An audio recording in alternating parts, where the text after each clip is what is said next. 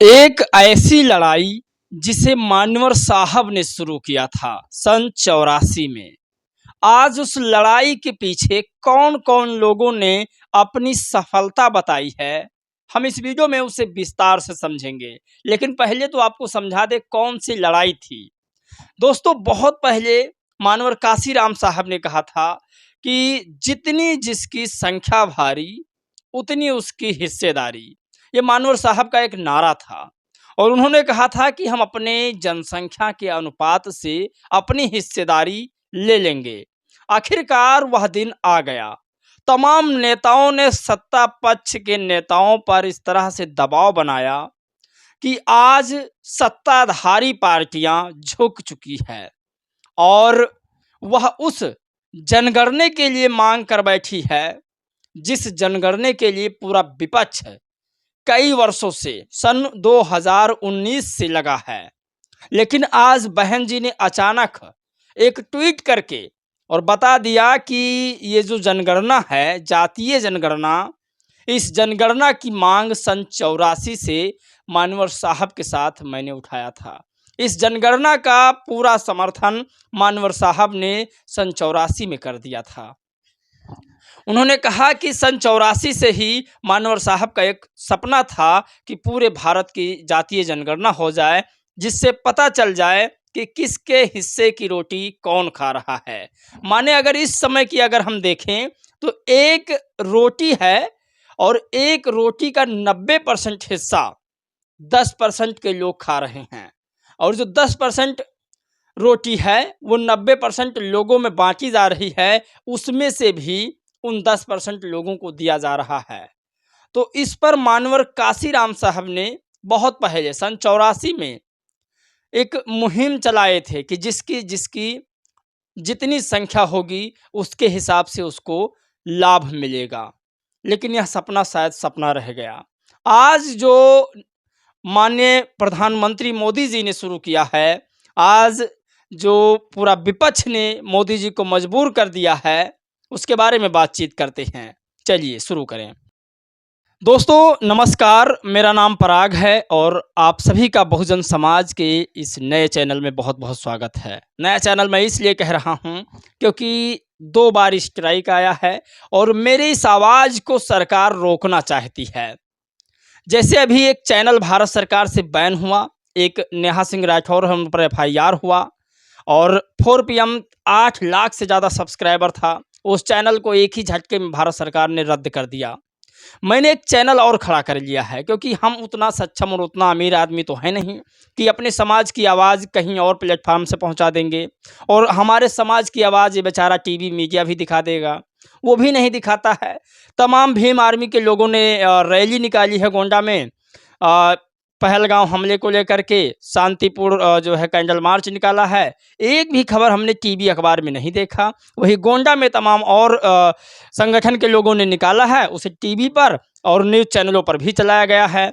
तमाम बहुजन समाज पार्टी के लोगों ने पहलगाम को लेकर के विरोध किया है, आतंकियों का विरोध किया है, लेकिन बसपा की खबरें किसी ने नहीं चलाई है। तो मैं इसीलिए कह रहा हूँ हमारे इस चैनल को नया बनाया जाए, नया रूप मिला है। और मैं फिर कह रहा हूँ मैंने एक चैनल शुरू कर लिया है, मुझे कोई रोक नहीं सकता है। बस आपसे छोटी सी मदद चाहिए।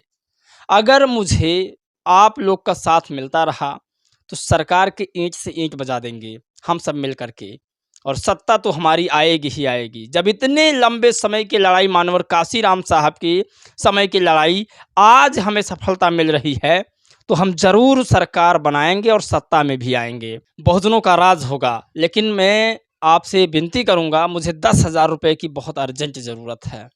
बहुत अर्जेंट मतलब बहुत अर्जेंट। ये मेरा QR कोड है, आप लोग इसे इग्नोर मत करिए, छोड़कर मत जाइए, स्किप करके मत जाइए। जो भी आपको 100, 200, 50, 500 देना है आप डोनेशन करिए। अर्जेंट मतलब अर्जेंट, 5 तारीख के अंदर अंदर ही 10,000 रुपये की बहुत ज़्यादा ज़रूरत है। इस चैनल के बाद जो मेरा दूसरा चैनल आज़ादी जीने की है, उस चैनल पर मैं अपने समाज के लोगों को बहुत कम समय यानी शॉर्ट वीडियो के माध्यम से पूरी जानकारी दे रहा हूँ। वहाँ पर मैं बता रहा हूँ कि हमारे समाज के साथ क्या हो रहा है। दरअसल इस चैनल पर हम सारी खबरों को नहीं चला सकते हैं, उस चैनल पर हमारे समाज के साथ, दलितों पिछड़ों के साथ क्या हो रहा है वो हम विस्तार से बताते हैं, कम समय में भी बताते हैं। तो आप डोनेशन ज़रूर कीजिएगा। अगर आप डोनेशन नहीं कर सकते हैं तो वीडियो को शेयर ही कर दीजिएगा ताकि और कोई कर दे। लेकिन ज़रूरत है, मंदिर बन रही होती तो अब तक बहुत सारे लोग चंदा दे देते, कहीं भंडारा होता तो दे देते, कहीं भागवत हो रही होती तब भी आप लोग दे देते। लेकिन बहुजन समाज की आवाज़ को बुलंद करना मेरा लक्ष्य है, उसके लिए मैं मांग रहा हूँ। देखते हैं कितने लोग समर्थन करते हैं, सपोर्ट करते हैं। खबर की ओर बढ़ते हैं। खबर राहुल गांधी ने लिखा कि देखा मैंने ऊंट का सर झुका दिया। राहुल गांधी के बड़े बयान हैं। राहुल गांधी का मानना है कि हमने ये लड़ाई जीत ली है और वाकई में राहुल गांधी ने मेहनत तो किया है, लेकिन इसका मतलब ये नहीं है कि राहुल गांधी की वजह से ही जातीय जनगणना हो रहा है। बीच बीच में बीएसपी सुप्रीमो मायावती ने भी कई बार इस मुद्दे को उठाया है, कई बार इस मुद्दे को उठाया है उन्होंने खुद आज ट्वीट करके लिखा कि मेरी काफ़ी दिनों की मेहनत आज सफल हो गई।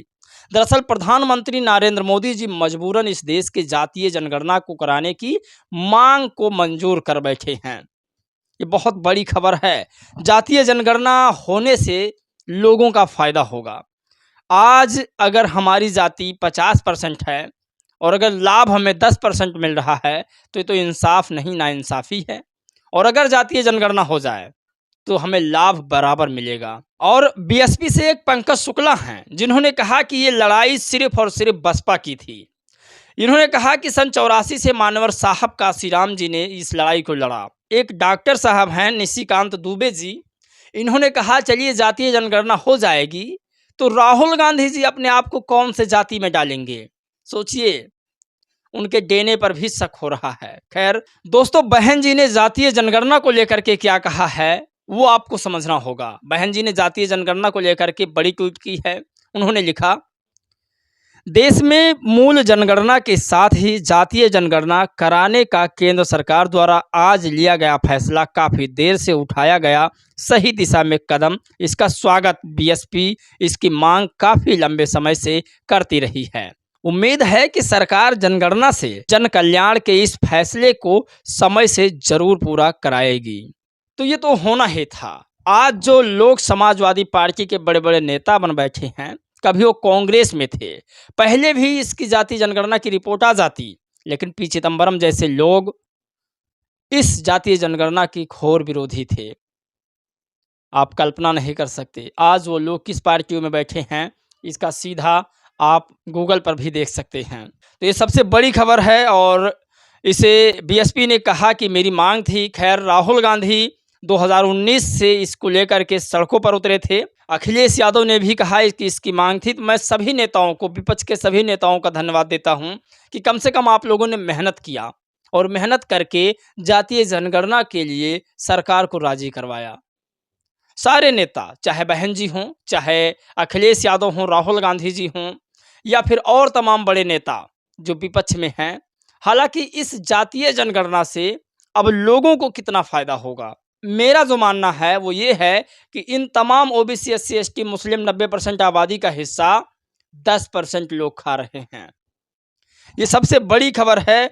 अब आपको बता दें राहुल गांधी ने क्या जातीय जनगणना पर बयान दिया है, वो भी जानना बहुत ज़रूरी है। दरअसल आपको बता दें राहुल गांधी लिखते हैं, कहा था ना मोदी जी को जातीय जनगणना करवानी ही पड़ेगी, हम करवा कर रहेंगे। हमारा विज़न है और हम यह सुनिश्चित करेंगे कि सरकार एक पारदर्शी और प्रभावी जातीय जनगणना कराए। सबको साफ साफ पता चले कि देश की संसाधनों पर, पावर स्ट्रक्चर में किसकी कितनी भागीदारी है। जातीय जनगणना विकास का एक नया आयाम है। मैं उन लाखों लोगों और सभी संगठनों को बधाई देता हूं जो इसकी मांग करते हुए लगातार मोदी सरकार से लड़ाई लड़ रहे थे। मुझे आप पर गर्व है। तो ये सबसे बड़ी खबर है, ये राहुल गांधी ने कहा। बाकी अमित शाह ने भी प्रधानमंत्री को बधाई दिया है। उन्होंने कहा कि आपने बैठक में जातीय जनगणना की मांग की, इसके लिए आपका धन्यवाद। तो ये तमाम नेता आज जातीय जनगणना की तारीफ कर रहे हैं। और बीएसपी ने कहा था, आज की सबसे बड़ी खबर, ये पंकज शुक्ला लिख रहे हैं, बसपा बहन कुमारी मायावती जी व मान्यवर श्री काशीराम साहब के द्वारा 1984 में लगातार जातीय जनगणना की मांग करती रही है और यह सपना बसपा का आज पूरा हुआ। आखिर भाजपा बसपा के आगे घुटनों के बल ही आ गई। तो ये सबसे बड़ी खबर है। बाकी आप लोग अपनी राय प्रतिक्रिया दीजिएगा। आपके राय प्रतिक्रिया का मुझे इंतज़ार रहता है। आप लोग आर्थिक सहयोग भी कीजिएगा। आपके आर्थिक सहयोग का मुझे इंतज़ार रहेगा। जय भीम, नमो बुद्धाय।